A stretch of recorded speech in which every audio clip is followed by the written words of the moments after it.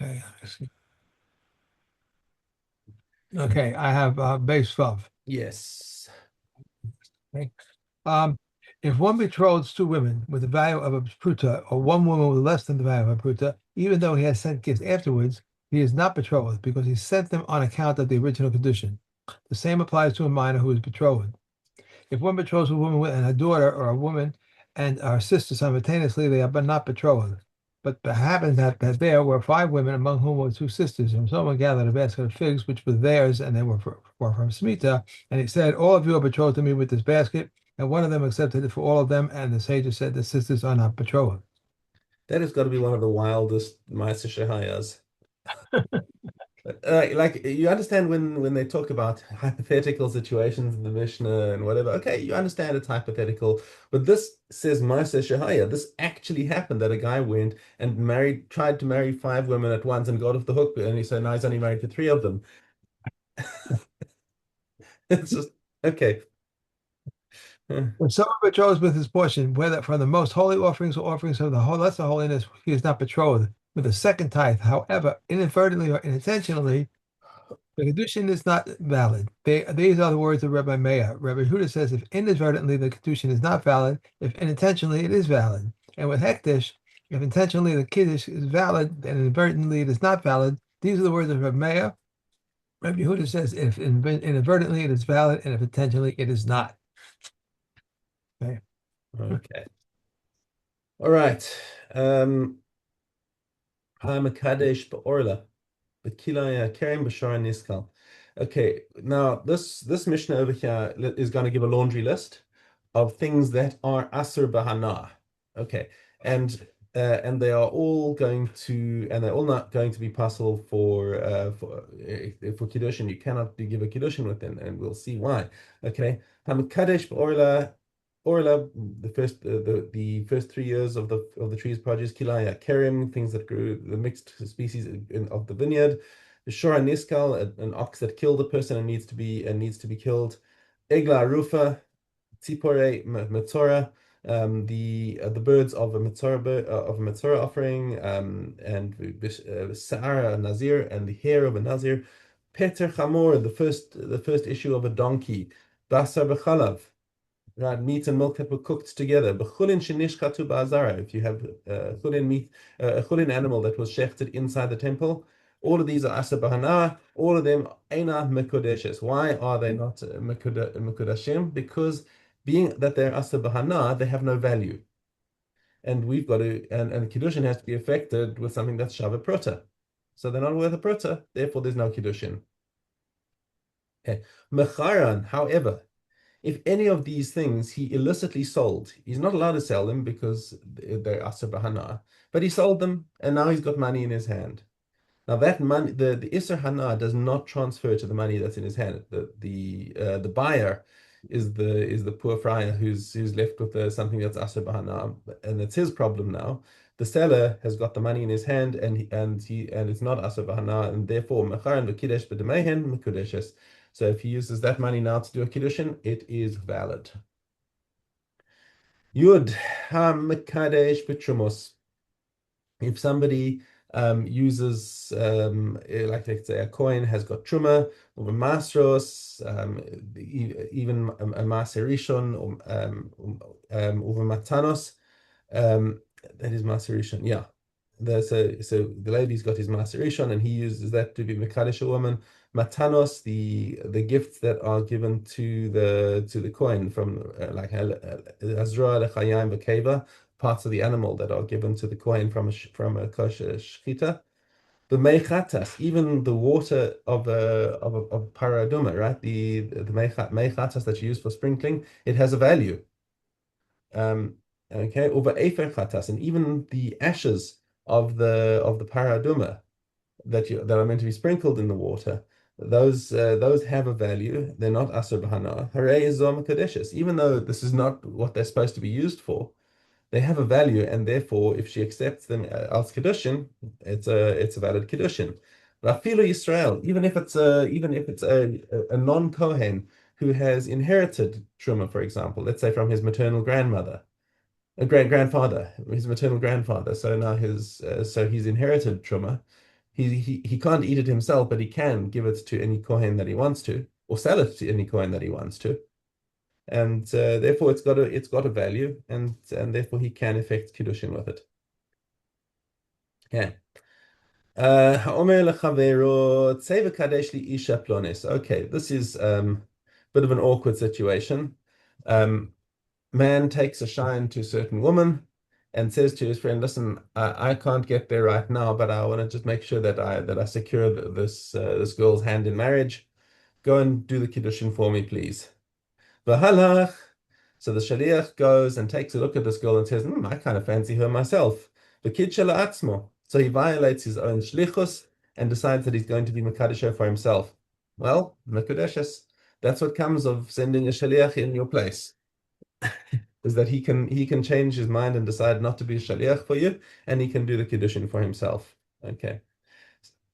V'chein ha'omer leisha. Another situation where a person's marriage could get gesamt. Harei at mekudeshes li la'achar 30 yom. So he gives her a ring and says to her, okay, this kiddushin will be effective after 30 days. Why would he do that? Don't know. It's a hypothetical case in the Mishnah. Now another guy comes along within those 30 days and says, oh, Harei at mekudeshes li, sticks a ring on her finger and she accepts it. Mekudeshes l'sheni. The second guy gets in first because he got in preemptively. His kiddushin is effective now. The first guy's kiddushin is only effective later, and therefore it's not going to be effective because effectively he's trying to do kiddushin now on a married woman, and that doesn't work. Okay, so Bas Yisrael, the Kohen, Tochal b'truma. And if she is a Bas Yisrael and the second guy is a Kohen, she is allowed to eat truma. It's 100% valid, the second marriage, no questions about it, because the first guy just wasn't Mekadesh her in time. Sneeze coming. No, it's gone away. Okay. So the guy is confused. So he says, he gives her the ring, you are Harei at mekudeshes li me'achshav. You are sanctified to me, you're sanctified, you are married to me, let's just say. You are married to me now and in 30 and after 30 days. Now after 30 days. So his words are ambiguous now. Did he mean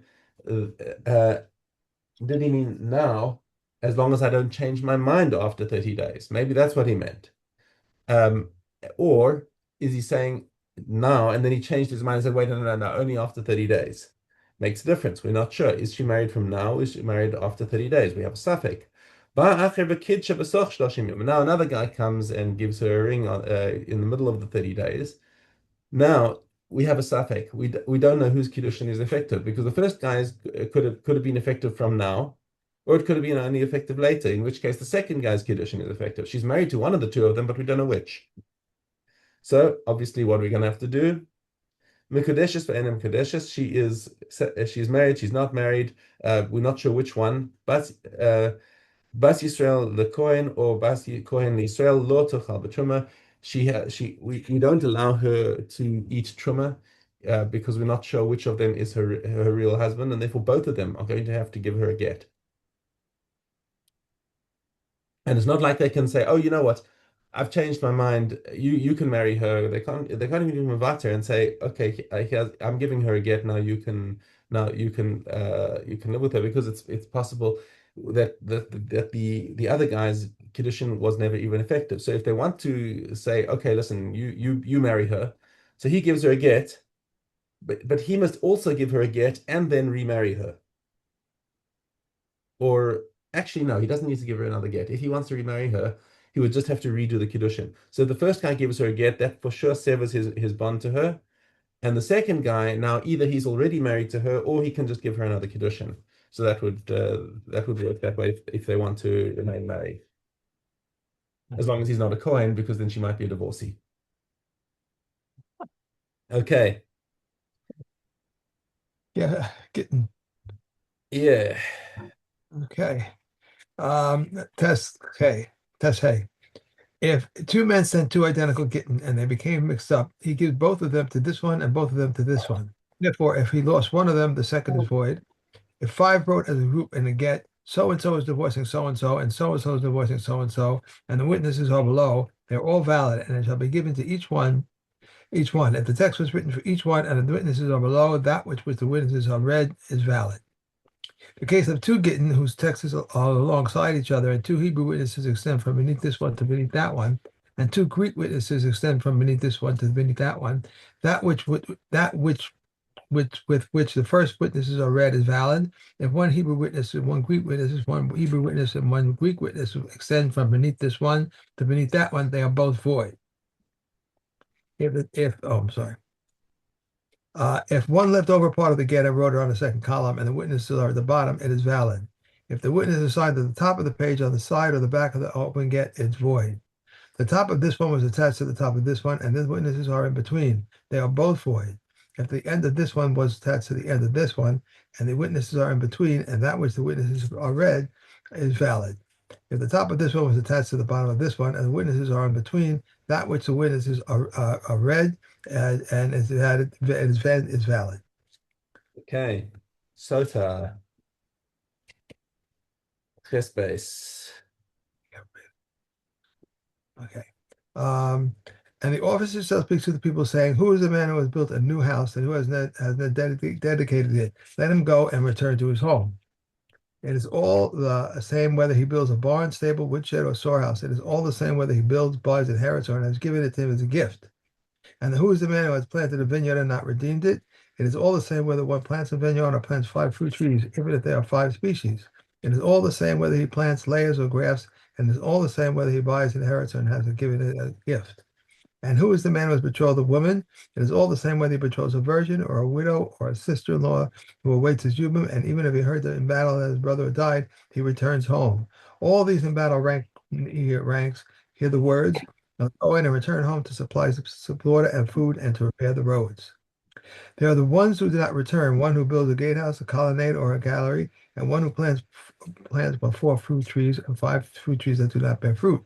And one who takes back his divorced wife, a widow to a Kohen Gadol, a divorcee, a Kalutza to an ordinary Kohen, a Mamzeris or a Nissanite to an Israelite, and Mamzer or Nissanite who marries the daughter of an Israelite, and he did not return. Rabbi Yehuda says, one who rebuilds his house as it was before, he does not return. Elias says, one who builds a house of bricks in the Sharon also does not return. Okay. And we have Carry on one more in Sota. one more sort. Yeah. And the other ones do not stir from their place. One who built a house and dedicated it, one who planted a vineyard and redeemed it, one who married his betrothed or who married his brother's widow in Yibum. As it is said, he shall be free for his house for 1 year. For his house, this refers to his house. And he shall be that in his vineyard, and he shall make happy his wife, and refers to his wife whom he has taken. This comes to include his brother's widow, but these do not provide water or food or do not repair the roads. Okay. I Now I just can do looked. the syllabus. I just took out my. No, we have one more, don't we? No, that's it. We just did the extra one. Yeah. Okay. All Now right. it's syllabus. Okay. This was. We have a dollar Ted. If he was captured, he is obliged to ransom her. If he said, "Here are the bill of divorce and my ketubah, let her ransom herself," she is not allowed to do so. If she became ill, he is liable for her healing. If she said, "Here are the bill of divorce and her ketubah, let her heal herself," he is allowed to do so. If he did not write for her, soon sons that you will have from me, they will inherit the money of your ketubah above what they share with their brothers. He is nevertheless liable, since it is a condition established by the court. If he did not write orders that you will have for me shall live in my house and be supported by my property until they are married, he is nevertheless liable, since it is a condition established by the court. If he did not write, you shall live in my house and be supported by my property all the days of the duration of your widowhood in my house, he is nevertheless liable, since it is a condition established by the court. In this matter, the people usually lie in Hold on. I think we've overgone. Yeah. went too far. Yeah. Okay. So your basis for tomorrow. Okay. Okay. We have Shabbos. Okay. We may untie bundles of straw before an animal, and we may scatter the cedar burrows, but not triply bound bundles of straw. We may not shred neither fodder nor carobs before an animal, whether it is lightweight or heavyweight. The Yehuda permits crushing carobs for a lightweight animal. We may neither stuff a camel or cram it, but we may put food in its mouth. We may not fatten calves, but we may put food in their mouths. We may put food in the mouths of fowls, and we may put water in their bran, but we may not need it. We may not place water before bees or before doves that are in a dovecote, but we may place water before geese and chickens and before Herodian doves. All right. And one more. We may cut up gourds before cattle or uh, uh come on, or carcass before dogs. But Yehuda says if this was not yet a carcass prior to the Sabbath, it's prohibited since it's not something that was prepared. Okay. Okay. And tomorrow we finish Shabbos and start Erevin. Erevin, okay. Mikvos. Mikvos. Okay. Olive ket. A higher grade of spoiled spring water. Wait a second. Oh, yes, you're right. Aleph Ches, you're right. A higher grade is spoiled spring water, for it purifies also when in motion. A higher grade is living water, for therein there can be immersion of Zavim, and there within there can be speaking of Mitzorim, and it is fit to consecrate, therefore, purification water. And if a Talmud person went down to immerse himself, but there is doubt whether he immersed himself or did not immerse himself, or eternally, even if he definitely did immerse himself, there is a doubt whether there was 40 saw of water or not. On alternatively, there were full mikvos, one containing 40 saw, and the other night he immersed himself in one of them, but does not know which one he had doubtful cases or judged Talmud. If a mikvah was measured and found lacking, all ritually pure foods were prepared on its basis. Therefore, he had heretofore, whether in a private domain or in a public domain, they're Talmud. In regard to what are these words said, only in the case of severe tumah. But in the case of mild tumah, for instance, one who ate Talmud foods or drank Talmud liquids, or one whose head and greater part of his body entered the draw water, or 3 lugim of draw water fell over his head, and greater part of his body, if he went down to immerse himself, but there is doubt whether he immersed himself or did not immerse himself, or eternally, even if he did immerse himself, there is a doubt whether there was 40 saw of water or not, or eternally there were mikvos, one containing 40 and the other not. He immersed himself in one of them, but does not know which one. These doubtful cases are judged tahor.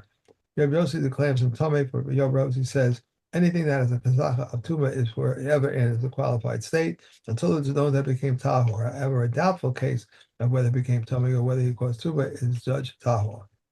Okay. And Menachos. Oh, okay. Yud Gimel Yud Aleph.